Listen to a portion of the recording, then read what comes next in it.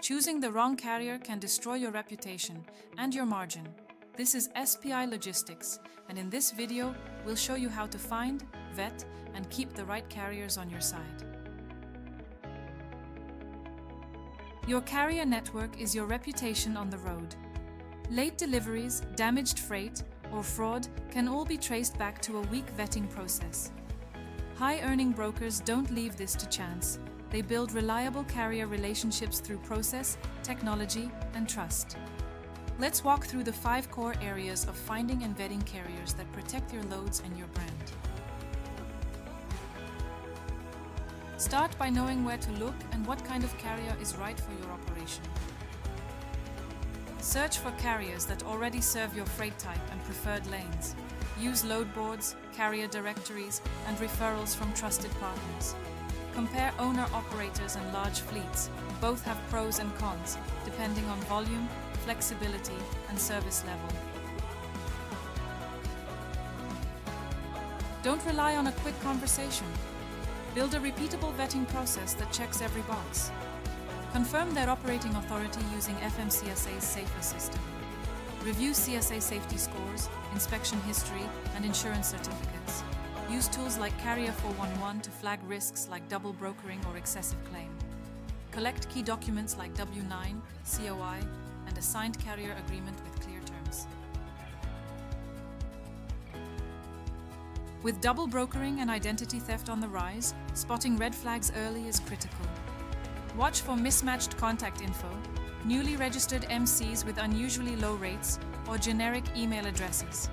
Call the carrier using public contact info to confirm legitimacy. Be cautious if they're aggressively pushing for high-paying loads with little background. Use automated vetting tools to scan for history of fraud or suspicious behavior. Once a carrier is vetted, the next step is building a relationship that lasts. Be upfront with all pickup, drop, and load details. No surprises. Stay responsive when issues come up and own the resolution. Respect their time. Detention, late payments, or bad instructions are deal breakers. Offer options like quick pay or factoring to support their cash flow. Building a great carrier list is one thing. Maintaining and expanding it is another. Track each carrier's performance across every load. Flag your preferred carriers based on service, equipment, and location. Stay updated on insurance and compliance. Set reminders for renewals.